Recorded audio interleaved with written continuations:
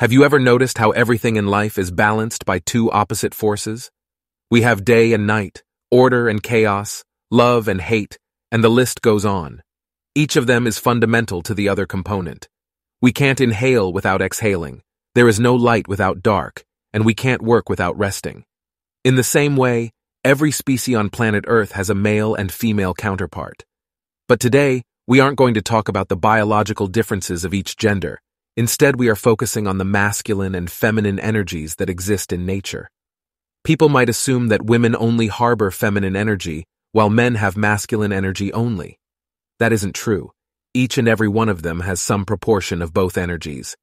Women mostly have a higher proportion of yin, i.e. feminine energy, and men have a higher quantity of yang, i.e. masculine energy. However, there are exceptions on both sides. If you look at it from a scientific standpoint, even men have a relatively small amount of female sex hormones, and women also have some quantity of male androgens. In this video, we are going to help you identify what your dominant energy type is and how you can balance both of them to become the best version of yourself. Being too much of something is never healthy. Ultimately, we all reach a breaking point that makes us reevaluate our values. When we balance both our energies, we start to exist in harmony instead of burning ourselves out. To give you a clear overview, masculine energy is characterized by doing, and feminine energy is being. I know it sounds a little confusing, but allow us to explain. Male energy is more action-oriented and likes to accomplish things, while feminine energy is passive and dynamic. The masculine side follows logic, while the feminine side is more free and likes to follow her heart. She has a strong intuition, and he likes to follow rules. The feminine energy is more receptive and empathetic. In other words, they have a bleeding heart. In addition, they are good at interacting with people and taking care of them. Another significant trait of yin is that it allows her feeling to flow. She feels what she wants to feel and prioritizes her emotions without thinking of the practicality of it. The downside of this quality is that when you're too empathetic or sensitive, you not only absorb the positive energy, but the negative one as well. So let's say that 90% of your day went according to plan. However, the remaining 10% wasn't good. For instance, you had an argument with someone. You'll likely ruminate over the smaller bad portion over the larger good part of the day. To bring balance to an overly feminine energy, practice being in action. This includes volunteering for a cause, giving advice to a friend, or doing some other random acts of kindness. You can even learn a new hobby or a skill. Doing things stops your brain from feeling hostage to your emotions.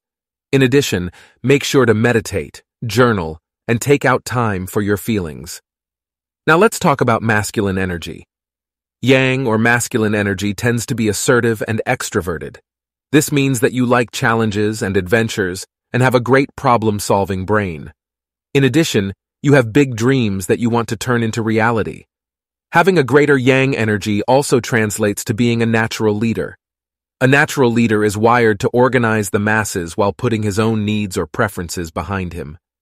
The problem with this type is that you are giving more than you're receiving. This means that one day you will reach a point when you will burn out. Yangs like to overextend themselves and do all the work. Others don't even bother to help them because either they are a little intimidated by him or believe that he will do a better job on his own. This also means that you're disappointed when others don't meet your expectations. The only way to solve this is to sit back and relax. Let others fail without you rushing to guide or dictate to them. That is the only way they will learn. Don't be very harsh in the judgment of others. Remember that they are human beings that are perfectly capable of making mistakes. Maybe they aren't that incompetent after all. Maybe you are ultra-competent. Repeat this to yourself. I am a great giver and an excellent receiver.